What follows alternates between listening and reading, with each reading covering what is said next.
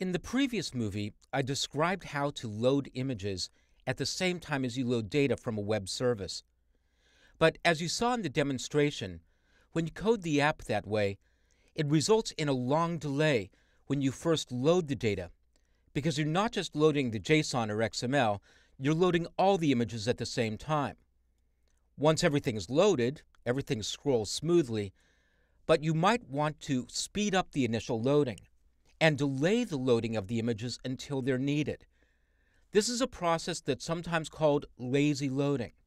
Essentially, the strategy is to take the async task that's loading the images and take it out of the main activity and instead put it into the adapter that's being used to provide views for the list. Each time a new item is scrolled to in the list, that results in a call to the getView method. Right now, we're loading up the image in the getView method from memory, from the list of flowers. But let's assume that the image hasn't been loaded yet. I'll go back to this main activity class, and I'm going to go down here to where I'm loading the images, and I'm going to chop that bit of code out. For the moment, I'm just going to comment it. And now, when I get into the flower adapter class, the image won't be in the flower object, and I won't be able to provide it to the image view. And so I'm going to detect that condition and use a new async task that I'll define here within the adapter. And that async task will execute its own HTTP request to go get the image for the current view. Here are some basic steps. First of all, to architect all of this, I'm going to be passing a couple of things around. I need to pass an instance of the flower object, that's my data object. I need to pass an instance of the view, and I need to pass a bitmap. But the async task class can only handle one object at a time for inputs and results. So I'm going to create a new class here that will serve as a container for all those three objects. I'm going to name the class flower and view, and I'll give it three public fields. The first will be an instance of the flower class, named flower. The second, an instance of the Android view class, named view. And the third, an instance of the bitmap class, named bitmap. So now I have a class that I can use to pass all this data around. I'll be sure to import the bitmap class from android.graphics. Next, I'll define my async task. I'll make it private and give it a name of image loader. And I'll extend async task. When I autocomplete the name of the class, I see the generic declarations.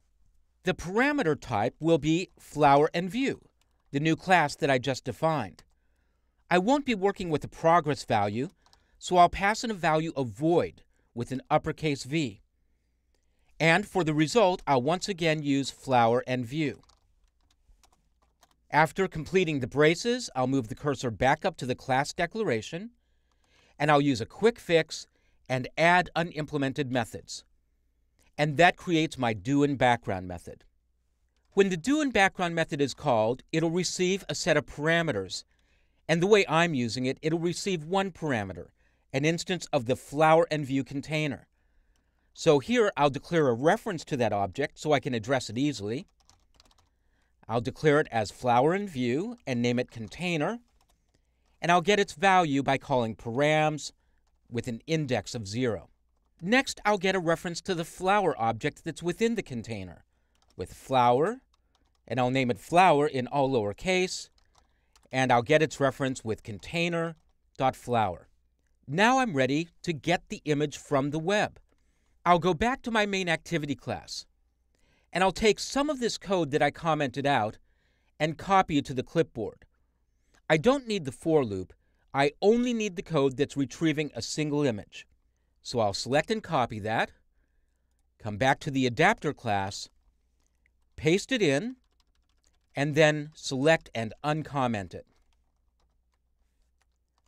I'll select everything and press Ctrl or Command-I to reformat and get my indentation back. Notice that in this code I'm referring to photos base URL, a constant that I had declared in the main activity class. I'll go back to the main activity class, go to the top of the class, and I'll make this constant public. Then I'll go back to the flower adapter class and add main activity as a prefix to the constant name. And now that line of code is working. Next, I need to add some imports. I'll go to each of these lines where an error is showing up, and I'll use quick fixes, and I'll import input stream, and I'll import URL, and on the next line I'll import bitmap factory. And so one at a time, I'm getting rid of all the errors.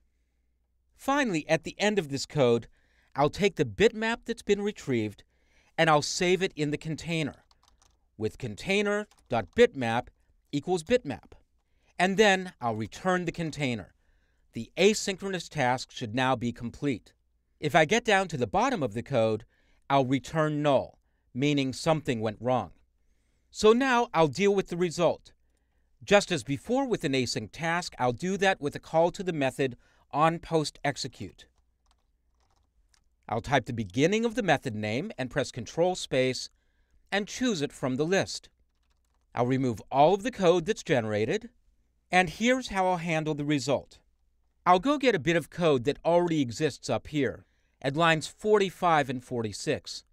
This is the code that's saving the bitmap and displaying it in the image view. I'll copy that to the clipboard and go down to my onPostExecute method and paste it in.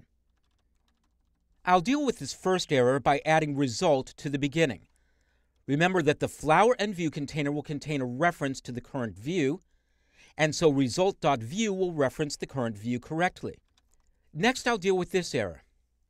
Remember that I saved the bitmap to the flower and view object before I returned it. So now, to set the bitmap in the image view, I'll use the expression result.bitmap. And that displays the image. And finally, I'll save the bitmap object for future use by adding it to the flower object. Once I've saved it with the flower object, it'll stay in memory, and then I won't have to retrieve it from the web again. I'll do that with this code. result.flower.setBitmap, and I'll pass in result.bitmap. So the code at line 83 is displaying the image, and the code at line 84 is saving it for future use. My async task is now complete. Now it's time to use it. I'll go back up to my getView method where I'm displaying the flower photo. And I'm going to wrap the existing code with an if condition. The condition will look like this: if flower.getBitmap isn't equal to null. And I'll take this bit of code where I'm setting the image from the flower object, and I'll move it into the conditional block. But if the bitmap is null, then I need to use my asynchronous task. So I'll create an instance of my flower and view class, and I'll name it container. And I'll instantiate it with its noArguments constructor. Then I'll populate it with the current flower and the current view, with container.flower equals flower, and container.view equals view. Now I have an object I can pass around with the async task. I'll create an instance of ImageLoader, my async task. I'll name it loader and instantiate it with its noArguments constructor. And then I'll execute the task with loader.execute, and I'll pass in the container. So here's the logic. If I already have a bitmap in memory, I'll simply display it. But if I don't, I'll package it up along with the reference to the current view, and then I'll create my asynchronous task and execute it. The asynchronous task, in its doInBackground method, will use all the same code as before to retrieve the bitmap from the web, and then, in the onPostExecute method, it'll display the image and save it for future use. I'll come back to my main activity class and do a little bit of cleanup. Now I'll totally get rid of this code. I don't need that anymore. And then I'll take a look at my imports up at the top, and I'll press Control-Shift-O or Command-Shift-O on Mac to organize imports and eliminate the imports that I'm no longer using. And now I'm ready to test the app. I'll run it in the emulator, and this time when it runs, watch what happens. The data from the JSON feed appears almost instantly, but then the images fill in one at a time as they're retrieved from the web. As I scroll down, notice there's a slight delay in new images appearing. But then as I scroll back up again, you'll see that the images flow and display smoothly. And that's because I'm saving the bitmaps in the flower objects, and those are staying in memory. So this strategy works great when you have a small amount of content and where the number of images that you have to store in memory is guaranteed not to overload device memory. But in apps where you're dealing with a lot of images, you have to take a more sophisticated approach. And I'll show you how to do that in the next movie.